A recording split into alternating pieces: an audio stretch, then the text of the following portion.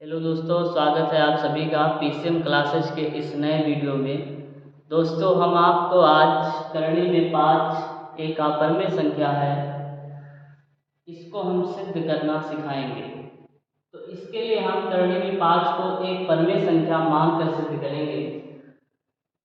तो सबसे पहले माना करणी में 5 एक परमेय संख्या है।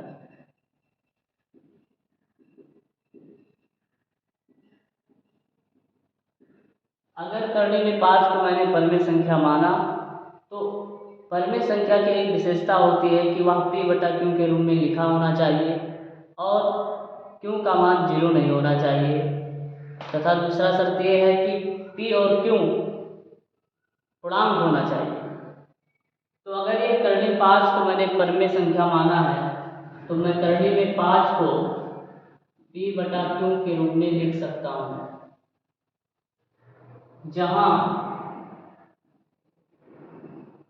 p व q पूर्णांक है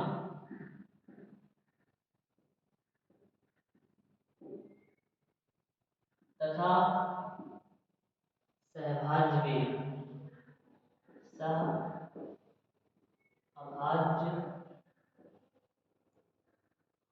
है।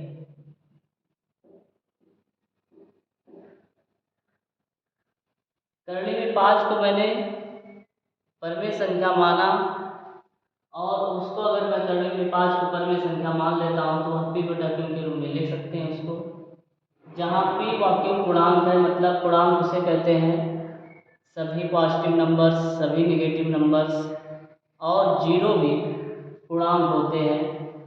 और सहभाज्य का मतलब सहभाज्य वह संख्याएं होती हैं जिनका मासा 1 होता है। ऐसे सभी संख्या सहभाज्य संख्याएं हैं जिनका मासा 1 हो, यानी ऊपर और नीचे वाले का अगर मासा निकाला जाए p और q का मासा तो 1 आना चाहिए, तब वह परमेय संख्या के शर्त का पालन करेगी। अगर ये ऐसा है तो इसके बाद हम क्या करेंगे, दोनों पक्षों का वर्ग कर देंगे। तो यहाँ लिखेंगे दोनों पक्षों का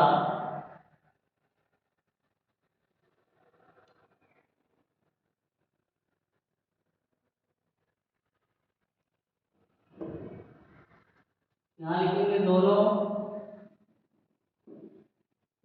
पक्षों का वर्ग करने पर। अब यहाँ दोनों साइड्स के ऊपर हम स्क्वायर लगा देंगे। करणी में 5 के ऊपर स्क्वायर और p बटा q के ऊपर भी स्क्वायर लगा देंगे। अब क्या होगा, स्क्वायर से करणी हट जाएगी, स्क्वायर से करणी काट दे रहा हूँ, यहाँ बचा 5 बराबर p बटा q का होल स्क्वायर का मतलब p बाई q का होल स्क्वायर का मतलब हुआ p स्क्वायर बटा q स्क्वायर। p के ऊपर भी स्क्वायर है और नीचे q के ऊपर भी स्क्वायर है।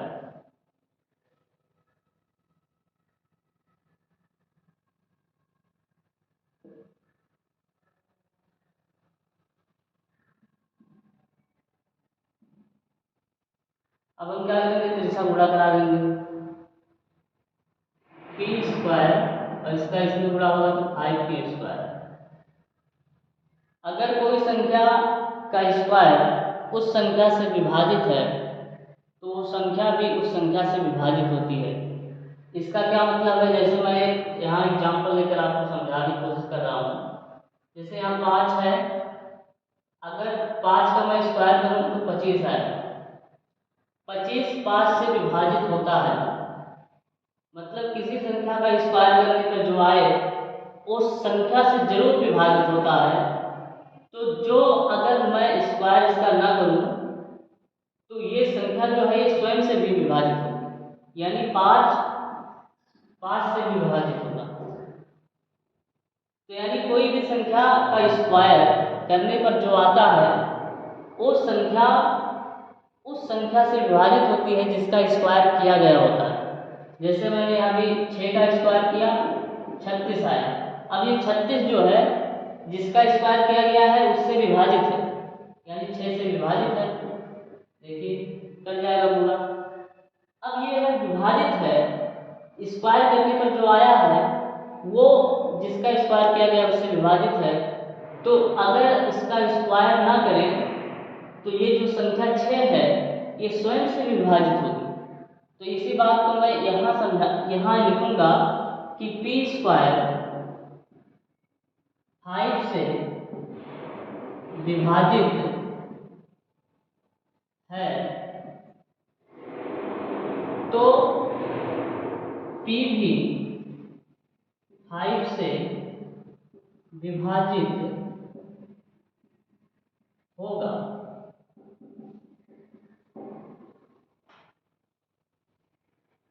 पी स्क्वायर 5 से विभाजित है तो पी भी 5 से विभाजित होगा। अब थोड़ा सा मैं मिटा देता हूँ यहाँ ऊपर। अब आगे हम लगाएंगे इस सवाल को।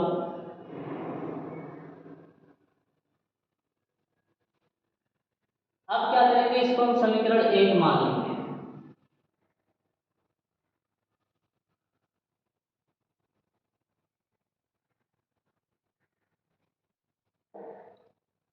हम इसको समीकरण 1 मान लेंगे। अब उसके बाद P का यहाँ मान लेंगे कि माना P बराबर 5C। मैं 5 क्यों माना, क्योंकि मुझे सिद्ध करना था कि करंडी में 5 एक परमेय संख्या है, इसलिए यहाँ 5 है तो यहाँ 5 माना जाएगा। आप C की जगह पे कुछ भी अंग्रेजी का कोई भी अक्षर मान लीजिए, या कोई भी अक्षर मान सकते हैं, का खा गा घा, चाहे जो ABCD चाहे जो मान सकते हैं, लेकिन यहाँ 5 मानना पड़ेगा क्योंकि 5 यहाँ हमें सिद्ध करना है, इसलिए 5 यहाँ लिखना पड़ेगा। इसके बाद हम क्या करेंगे, इस समीकरण 1 में P का जो वैल्यू है 5C, इसको यहाँ रख देंगे। तो रख दे रहे हैं, P की जगह पे 5C रखना है, तो 5C का स्क्वायर, 5 क्यूब स्क्वायर यहाँ लिखा ही है। उसके बाद 5C का स्क्वायर करेंगे तो 25C स्क्वायर आएगा। 5 का स्क्वायर करेंगे 25, C का स्क्वायर करेंगे C स्क्वायर। 5 की स्क्वायर यहाँ है, ऐसे उतार देंगे। उसके बाद 5 सिक्के 5, 5 25, यानी 5C स्क्वायर यहाँ हुआ और Q स्क्वायर यहाँ हुआ। अब देखिए, या हम इसको ऐसा भी लिख सकते हैं, Q स्क्वायर को यहाँ लिखते हैं, 5C स्क्वायर को यहाँ लिखते हैं। अब देखिए, ये जो Q स्क्वायर है ये 5 से डिवाइड हो जाएगा, तो Q भी 5 से विभाजित होगा। जैसे भी मैंने यहाँ समझाया था आपको कि 6 का स्क्वायर मैंने किया था 36 आया, और जो स्क्वायर करने पर आती है संख्या, वो संख्या जिसका स्क्वायर किया गया होता है उससे जरूर विभाजित होता है। तो मान लो उस संख्या का स्क्वायर नहीं करेंगे तो भी वो संख्या उस संख्या से विभाजित होगी। जैसे मैं अभी एक और फिर से समझा दे रहा हूँ, 7 का स्क्वायर करेंगे 49 आएगा, 49 7 से डिवाइड हो जाएगा पूरी तरीके से। तो अगर हम इसका स्क्वायर ना करें तब भी तो ये संख्या स्वयं से विभाजित हो जाएगी। वही बात यहाँ है कि Q स्क्वायर 5 से विभाजित है, तो Q का स्क्वायर ना करें यानी Q भी तो 5 से विभाजित होगा। तो इसी बात को हम यहाँ लिख दे रहे हैं।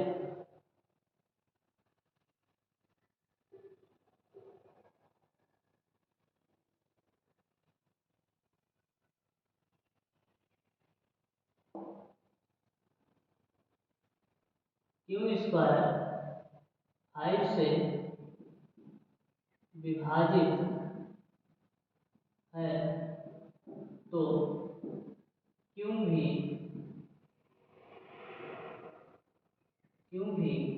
5 से विभाजित होगा।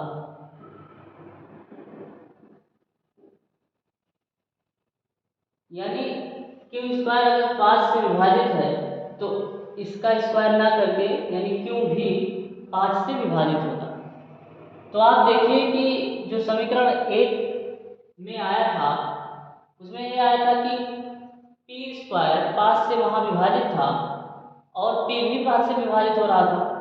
यहाँ देखिए क्यू स्क्वायर 5 से विभाजित है और क्यू भी 5 से विभाजित है, यानी ऊपर जो अभी समीकरण 1 से 1 बना था उसमें देखिए तो P जो है वो 5 से विभाजित हो जा रहा है और यहाँ जो अभी आया है इसमें भी Q 5 से विभाजित हो जा रहा है, यानी P और Q में 5 जो है कॉमन हो गया, क्योंकि 5 जो है P और Q में कॉमन के रूप में आ गया, इसलिए क्योंकि Q भी 5 से विभाजित हो रहा है और P भी 5 से विभाजित हो रहा है। इसका मतलब इसका मासा जो है, मासा नहीं या कह सकते हैं कि कॉमन हो गया 5।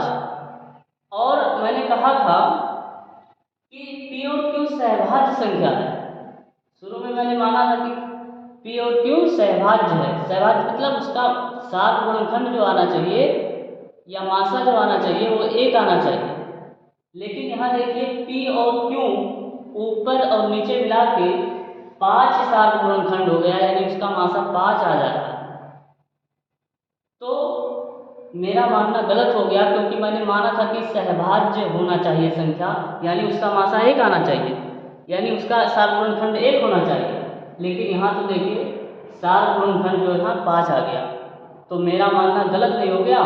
इसलिए करड़ी में 5 एक अपरिमेय संख्या है, क्योंकि मैंने इसको परमेय मान के सिद्ध किया था, सिद्ध करना चाह रहा था, लेकिन जब परमेय की विशेषता होती है कि P और Q में जो पूर्णांक होते हैं उनमें जो सात गुणनखंड हो, मासा हो, वो 1 आना चाहिए, लेकिन यहाँ देखिए P और Q में मासा जो है 5 आ गया, यानी P भी 5 से विभाजित हो गया और Q भी 5 से विभाजित हो गया, जबकि होना क्या चाहिए था कि P केवल 1 से विभाजित होना चाहिए था और Q जो है केवल 1 से विभाजित होना चाहिए था, लेकिन यहाँ जो मैंने माना वो मेरी कल्पना जो है गलत थी। क्यों? क्योंकि P और Q में सात गुणनखंड 5 निकल गया, इसलिए करड़े में 5 एक अपरिमेय संख्या है। अतः यहाँ लिख देंगे अतः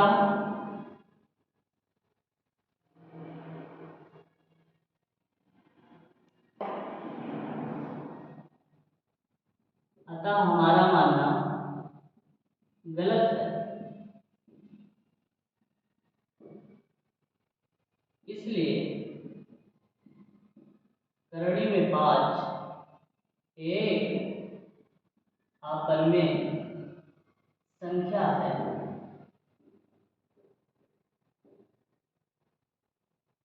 दोस्तों, इस तरह से हम आपको करड़ी में 5 एक अपरिमेय संख्या है, इसको मैंने सिद्ध करके दिखा दिया। अब आगे की वीडियो में हम क्लास 10th के अन्य सवालों को भी सॉल्व करेंगे। जब तक के लिए थैंक्स।